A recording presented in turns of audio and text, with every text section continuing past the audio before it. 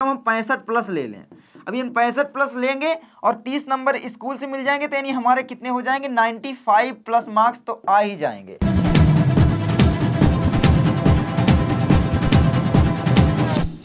रखो हौसला वो मंजर भी आएगा, प्यासे के पास चलकर समंदर भी आएगा, थक कर ना बैठे एग्जाम से लड़ने वाले मुसाफिर, नंबर भी मिलेंगे और मिलने का मजा भी आएगा और आपुन दिलाएगा। जय हिंद दोस्तों, क्या हाल है भैया। हिंदी का पेपर पहला होता है और बोर्ड एग्जाम के लिए टाइम बहुत ही कम बचा है। पहला पेपर हिंदी का है, किस तरीके से तैयारी करें कि बोर्ड एग्जाम में 95 से ज्यादा अंक आए। तो भैया ये वाली स्ट्रेटजी देख लो, बिल्कुल बाप स्ट्रेटजी होने वाली है।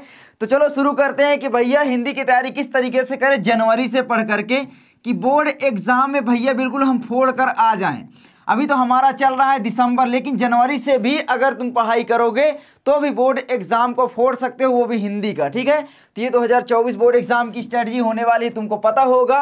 100 में 100 नंबर बिल्कुल पक्का हो जाएगा। देख सकते हो क्लास 10th के लिए, अगर तुम 12th वगैरह में हो तो वीडियो को बिल्कुल मत देखना, लेकिन 10th में हो तो वीडियो को पूरा जरूर देखना।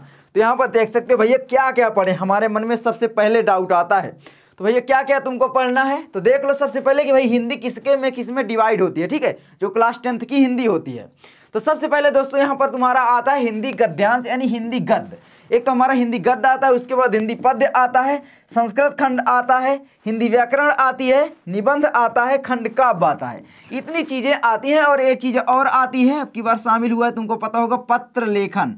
तो ये चीजें आती हैं दोस्तों। तो भैया इनकी तैयारी कैसे करें, ये 4 अंक का होता है। ठीक है, हिंदी गद्य जो होती है भैया संदर्भ व्याख्या कैसे करें, ये सारी चीजें हम यहाँ पर क्लियर करेंगे। तो सबसे पहले दोस्तों यहाँ पर तुम देखोगे कि भैया क्वेश्चन पेपर कैसे बनता है। जो हमारा क्वेश्चन पेपर होता है, तुमको पता होगा कि भाई 20 नंबर के जो है ना बहुविकल्पी प्रश्न आएंगे। अब की बार 20 नंबर के MCQs आते हैं, जिनका आंसर हमें OMR शीट पर देना होता है, और 50 नंबर के हमें लिखित प्रश्न मिलते हैं। ठीक है, 50 नंबर की टोटल मिलाकर दोस्तों हो जाते हैं 70 अंक। ये वाला और ये वाला मिलाकर हमारे हो जाते हैं 70 अंक। ठीक है, तो भैया ये 70 अंक किस तरीके से लाएं कि भाई 70 में हम कम से कम 65 अंक तो पा ही जाएं। जनवरी से भी पढ़ना स्टार्ट करें तो भी। तो भैया वीडियो को पूरा देखो, बहुत ही मस्त वीडियो है। तो यहाँ पर सबसे पहले दोस्तों एक चीज बताना चाहूंगा, हिंदी गद्य जो होती है इसको भी मैंने डिवाइड कर दिया है तुम्हारी आसानी के लिए। ठीक है, और हिंदी जो पद्य होती है इसको भी डिवाइड कर दिया है, बिल्कुल सिंपल भागों में। सबसे पहले हिंदी गद्य क्या होती है भैया, महत्वपूर्ण रचनाएं आती हैं इसमें। ठीक है, महत्वपूर्ण रचनाएं वगैरह आएंगी, लेखक का नाम और कौन सी विधा है, ये सारी चीजें आएंगी। उसके बाद भैया विधा तो आएगी, मैंने बताया लेखक का नाम आ सकता है कि भाई किस लेखक का है, क्या है ना, और लेखक और यहाँ पर जीवन परिचय आता है। क्या आता है, जीवन परिचय आता है। ठीक है, तो जीवन परिचय आ सकता है, ये कितने अंक का होता है भैया, ये सारी चीजें हम आगे डिस्कस करेंगे। युग समयावधि पूछ सकता है कि भाई शुक्ल युग की समयावधि कितनी है, 1 नंबर का आएगा। लेकिन यही एक नंबर एक पत्थर रखने से ही पहाड़ बन जाता है। तो इसी तरीके से एक नंबर तुम पाओगे, तभी 95 के प्लस जा पाओगे। तो भाई कैसे लाओगे, तो यहाँ पर शुक्ल एवं शुक्लोत्तर युग केवल पूछा जाएगा। एक चीज और दोस्तों, जो हिंदी पद्यांश होती है ये भी कुछ भागों में डिवाइड है, जैसे महत्वपूर्ण रचनाएं पूछी जाएंगी। भाई मान लो अणिमा किसकी रचना है, सूर सरावली किसकी रचना है, इस तरीके से। और यहाँ पर उसके बाद कवि आएगा, है ना, कवियों का नाम पूछ सकता है, और कवि परिचय।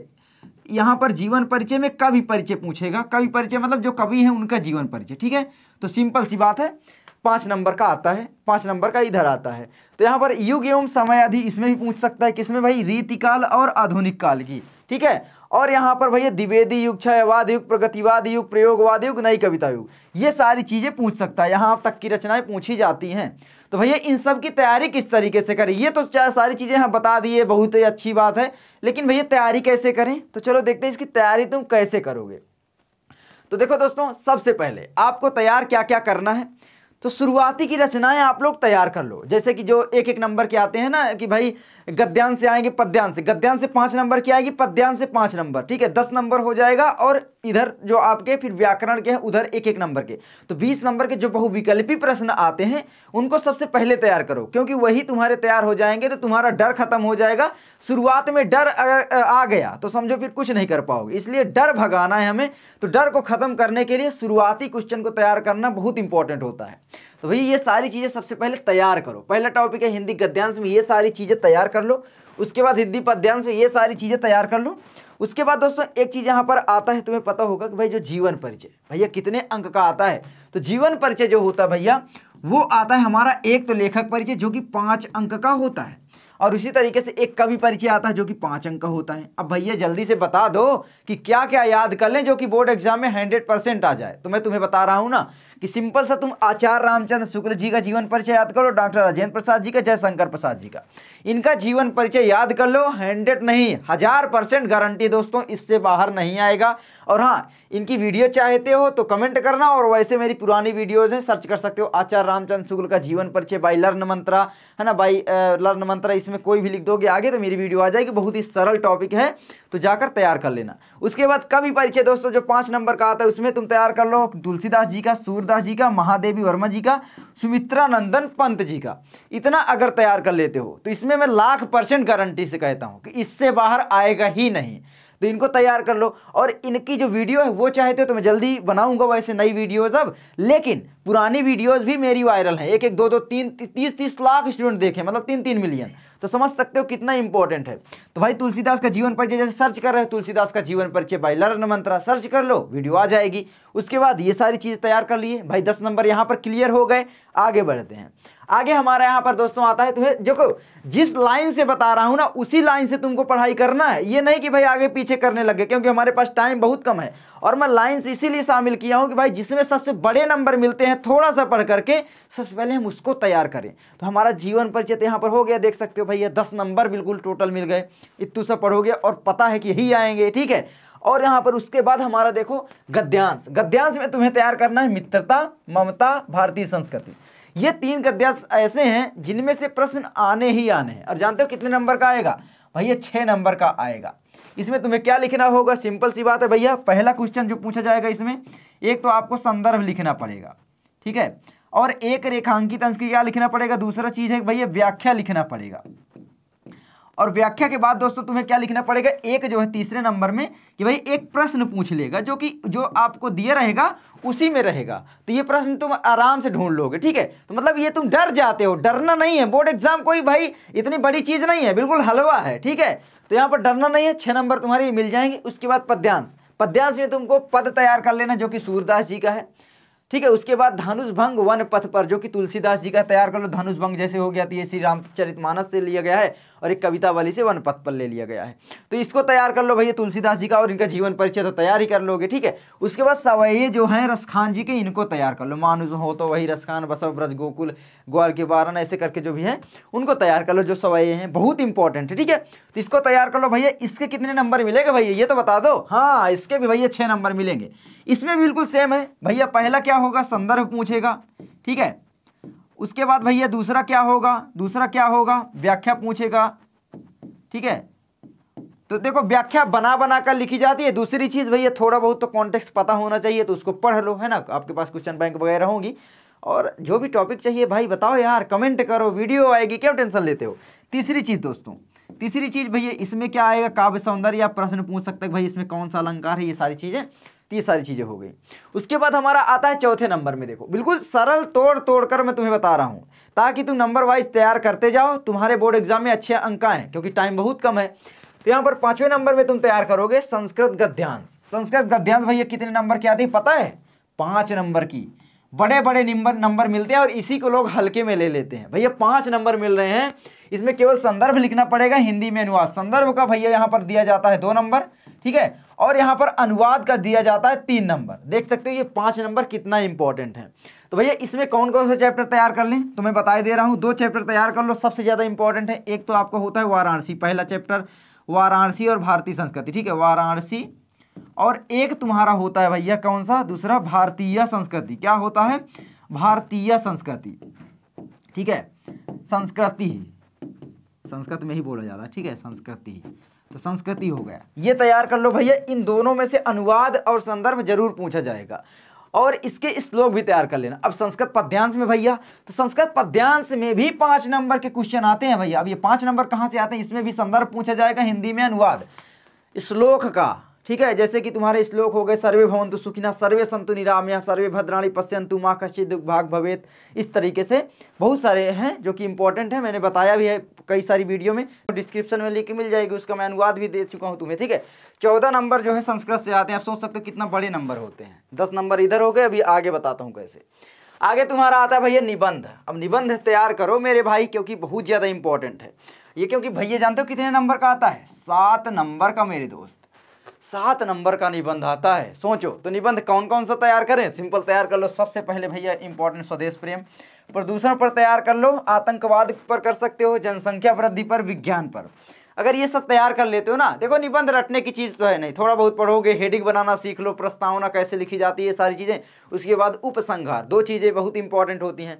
अब निबंध कितने पेज में लिखे भैया कि बोर्ड एग्जाम में अच्छे नंबर मिले? तो भैया देखो 7 नंबर का है, एक पेज मान के चलो तुम 3 नंबर का, तो 3 3 6 लगभग तुम्हें 2.5 पेज यानी 2.5 पेज में जो है दोस्तों निबंध लिखना पड़ेगा। ये कोई नहीं बताता, लेकिन मैं तुम्हें बता रहा हूँ। हो सके तो 3 पेज कर देना, इससे कम मत करना। ठीक है, और हेडिंग बना कर लिखना, हर एक टॉपिक की हेडिंग लिखो कि भाई मैं किस टॉपिक पर लिखने जा रहा हूँ, उसको लिखो, उसके बाद लिखो। ठीक है, उसके बाद ये 7 नंबर तुम्हारा फिक्स हो जाएगा। उसके बाद तुम्हारा दोस्तों आता है श्लोक। अब श्लोक भैया 2 नंबर का भैया बहुत इंपॉर्टेंट है।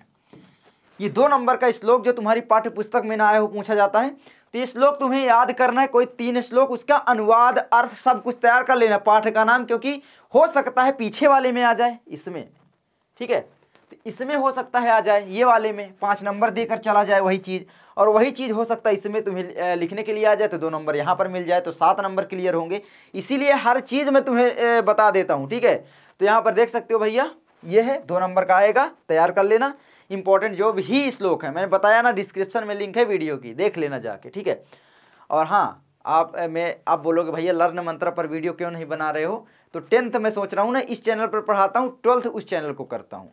तो यहाँ पर तुम्हें 10th की वीडियो मिलेगी हिंदुस्तानी क्लासेज में, और लर्न मंत्रा में तुम्हें 12th की। तो 12th वाले हैं तो लर्न मंत्रा पे जाओ, और यहाँ पर हिंदुस्तानी क्लासेज में 10th वाले। और हाँ, थोड़ा वो चैनल कम सपोर्टिव है यार, कम इस समय थोड़ा बच्चे सपोर्ट कर रहे हैं, तो उसका भी कारण है। ठीक है, आगे बढ़ते हैं, चलो कोई बात नहीं। आगे हमारा आता है यहाँ पर संस्कृत प्रश्न। अब संस्कृत प्रश्न दोस्तों यहाँ पर 4 पूछे जाते हैं, देख सकते हो बहुत ज़्यादा इंपॉर्टेंट होते हैं। अब इन 4 में से तुम्हें कोई भी 2 करने होते हैं। अब इन 2 करने के तुम्हें 2 नंबर मिल जाते हैं। ठीक है, 2 नंबर बहुत ज़्यादा इंपॉर्टेंट होते हैं, तैयार कर लेना। ये इंपॉर्टेंट प्रश्न भी मैंने लिख दिया है। उसके बाद हमारा आता है आगे आता है खंड काव्य। खंड काव्य भैया कितने नंबर का आता है? तो 3 नंबर का आता है। तो ये 3 नंबर बहुत ज़्यादा इंपॉर्टेंट है। अपने सर से पूछ लेना, सर हमारे जिले में कौन सा खंड काव्य लगता है, क्योंकि ये खंड काव्य ना हर जिले का अलग अलग होता है। और मुझसे तो भैया फिर यूपी के 75 जिलों से स्टूडेंट पढ़ रहे हैं, तो मैं कैसे बता सकता हूँ? तो जाकर अपने थोड़ा सा सर से पूछ लो, कष्ट इतना कर लो मेरे लिए, ये 3 नंबर के लिए, और बाकी चीज़ें तो बता ही रहा हूँ। ठीक है, उसके बाद हमारा हिंदी व्याकरण। भैया पहले तो आप हिंदी व्याकरण को बहुत पहले रखते थे, बहुत पहले, कि भाई इसको पहले तैयार करो, इसको तैयार करो। अब लास्ट में क्यों रख रहे हो? लास्ट में रखने का कारण दोस्तों ये है कि ये पहले 2-2 नंबर के आते थे, अब ये इन्हीं को MCQs में ट्रांसफर कर दिया गया, और नंबर कम कर दिया गया, 1-1 नंबर कर दिया गया, सारे 1-1 नंबर के आएंगे। देख लो, ये 1 नंबर 1 नंबर 1 नंबर, ये सारे 1-1 नंबर के आएंगे। तो इसीलिए मैं इनको लास्ट में बताता हूँ, 5 नंबर के गद्यांश से, 5 नंबर के पद्यांश से, और ये वाले 1 2 3 4 5 6 नंबर जो हैं इसमें से आ जाएंगे। 10-15 नंबर तो इधर ही हो जाते हैं। तो यहाँ पर तुम्हें पूछा जाएगा रस में हास रस, करुण रस, छंद में रोला और सोठा छंद, अलंकार में उपमा उत्प्रेक्ष रूपक अलंकार, समास में द्वंद्व दिगु कर्मधारय बहुव्रीहि समास, और तद्भव तत्सम जो है पर्यायवाची उपसर्ग प्रत्यय, ये सारी चीज़ें पूछी जा सकती हैं। तो ये तो देखो कॉमन सेंस में होते हैं, टेंशन नहीं लेना है। ठीक है, तो ये तो कॉमन सेंस में तुम्हारे हो जाएंगे। और हाँ, हास रस करुण रस इनको तैयार कर लो। रोला और सोठा छंद की परिभाषा, उदाहरण, परिभाषा क्या होता है, इसका छंद का जो है लक्षण होता है, तो लक्षण तैयार कर लो। जैसे रोला छंद क्या होता है, सोठा, जैसे सोठा में प्रथम और तृतीय चरण में 11-11 मात्राएं, द्वितीय और चौथे चरण में 13-13 मात्राएं होती हैं। अब सोठा में कितनी होती है मुझे कमेंट करके बता देना। तो ये सारी चीज़ें तैयार कर लेना। उसके बाद हमारा यहाँ पर आता है भैया एक संस्कृत व्याकरण। संस्कृत व्याकरण में तुम्हें संधि विच्छेद पूछ सकता है, शब्द रूप और धातु रूप पूछ सकता है। ये देखो 1-1 नंबर के आएंगे दोनों के दोनों। ठीक है, संधि विच्छेद भी 1 नंबर की ही आएगी। मतलब ये सारी चीज़ों में बहुविकल्पी में पूछे जाएंगे, इसीलिए मैं इनको लास्ट में लिखा हूँ ताकि तुम नंबर अपना टाइम वेस्ट ना करो सबसे पहले तैयार करने में। अभी मैं पहले लिख देता तो पहले तैयार करते, अब इसको लास्ट में तैयार करोगे। सबसे पहले बड़े बड़े नंबर लेकर आ जाओ, उसके बाद छोटे छोटे नंबर ले लो, ठीक है, और उसमें कम पढ़कर अच्छे नंबर ला पाओगे। तो ये सारी चीज़ें हो जाती हैं। उसके बाद दोस्तों यहाँ पर एक चीज़ और मैं बताना चाहूँगा, एक 10वें नंबर पर तुम्हें तैयार क्वेश्चन देखने को जरूर मिलेगा, वो है भैया पत्र लेखन। भैया ये क्या है, ये क्या चोचला है, मैंने पहले ही बताया। अब ये पत्र लेखन कितने नंबर का आता है, तो पत्र लेखन जो है दोस्तों 4 नंबर का आता है। कितने नंबर का? 4 नंबर का। तुम्हें पूछ सकता है कि भाई अपने ग्राम प्रधान से रिलेटेड पत्र लिख दो, या फिर पूछ लेगा बैंक के कोई कर्मचारी के लिए पत्र लिख दो, कुछ भी समस्या दे देगा। तो पत्र लिखना तुम्हें सीखना पड़ेगा। अपने दोस्त की एनिवर्सरी मनाने के लिए कुछ भी पूछ सकता है पत्र में। अपने दोस्त से पैसा मांगने के लिए ही पत्र लिखो, है ना। इस तरीके से अपने घर वालों से, जब मान लो बाहर पढ़ रहे हो, पैसा के लिए पत्र लिखो कि भाई मुझे ज़रूरत है, कैसे लिखना है, अच्छे से लिखो। तो ये सारी चीज़ें हो सकती है, कुछ भी पूछ लेगा। तो पत्र लेखन बहुत इंपॉर्टेंट है, और ये मतलब एक सरल टॉपिक है यार, इसको तो तुम नहीं पढ़ोगे तो भी तुम लिख दोगे, बस थोड़ा सा उसका आइडिया ले लो ना कि भाई किस तरीके से लिखा जाता है, ठीक है। तो ये सारी चीज़ें हैं, तो बस तैयार कर लेना, बस लास्ट था। और ये इतना तैयार करते हो तो मैं कहूँगा ना कम से कम 70 नंबर तो स्कूल से मिलते हैं, 30 नंबर, यानी टोटल हमें मिल जाते हैं 100 नंबर। अब इन 100 में हमारा टारगेट क्या है कि भाई जो 70 है इसमें कम से कम हम कितने नंबर ले लें भैया, इसमें कम से कम हम 65 प्लस ले लें। अब इन 65 प्लस लेंगे और 30 नंबर स्कूल से मिल जाएंगे, तो यानी हमारे कितने हो जाएंगे, 95 प्लस मार्क्स तो आ ही जाएंगे। और मैंने तुम्हें तोड़ तोड़ कर बताया है हिंदी, इस तरीके से कोई नहीं बताएगा। तो वीडियो को शेयर करना, सब्सक्राइब करना, और हाँ लाइक करना, चैनल को सब्सक्राइब वगैरह सब कुछ ठोकना यार, ठीक है, क्योंकि मुझे तुम्हारे सपोर्ट की सच में बहुत ज़रूरत है, बहुत ज़्यादा ज़रूरत है। तो मैं मिलता हूँ तुमसे किसी नेक्स्ट वीडियो मेरे दोस्त, तब तक के लिए बस स्टे ट्यून्ड अपने विकास भैया के साथ। जय हिंद, नमस्कारम, वंदे मातरम।